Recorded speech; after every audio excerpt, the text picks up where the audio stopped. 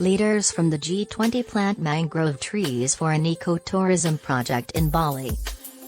President Joko Widodo of Indonesia was joined by world leaders in planting mangrove plants in southern Bali. World leaders came together to plant mangrove trees as part of the Ngurah Grand Forest Park Reforestation Initiative as part of the G20 summit. Recovery Together, Recover Stronger is the motto of the G20 gathering this year, and Bali architect Iwayan Kastawan was hired to create a legacy project for the occasion. Kastawan, who is also a lecturer at Udayana University, told reporters that establishing and regenerating the mangrove forest was a race against time. "We believe that the G20 Mangrove Showcase will increase our awareness of how global life is tied to climate change," he told the press. As is well known, both sea levels and the ozone layer are declining.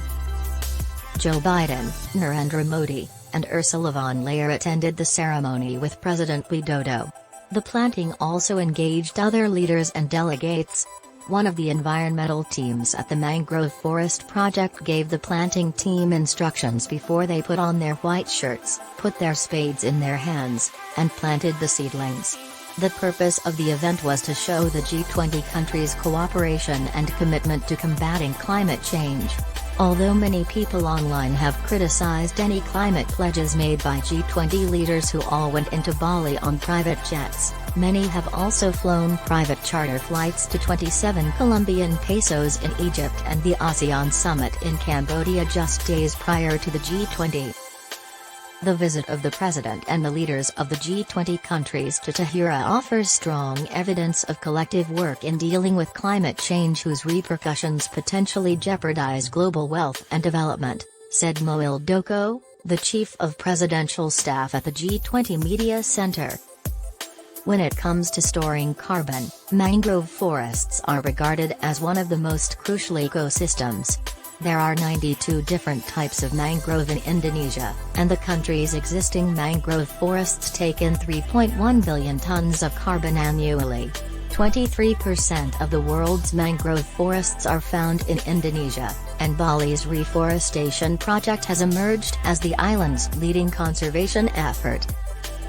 All of the world leaders seemed to appreciate the tree planting ceremony as they gathered for a picture call following it.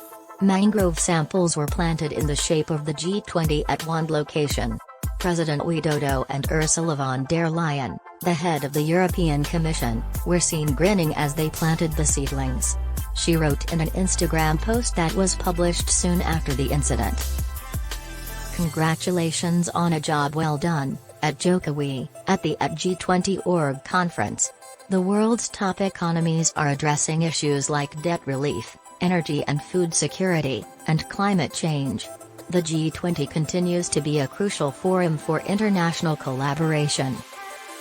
Iwayan Kastawan, his team from Udayana University, and their collaborators from the Nagoya Institute of Technology, Japan, oversaw a significant renovation project in the Ngurah Grand Forest Park. The entire area has been upgraded to accommodate more tourists in addition to developing the mangrove tree nursery and planting hundreds of mangrove trees. After being closed to the public for a considerable amount of time due to the G20, there are hopes that the Ngurah Grand Forest Park will flourish as an ecotourism venture. The Ngurah Grand Forest Park is a fantastic opportunity to do that. Officials in Bali and throughout Indonesia are eager to promote sustainable tourism that highlights the natural and cultural heritage of the country. Raised paths have been made so visitors can access more remote areas of the forest, and an outstanding elliptical wooden building has been built as a visitor and information center.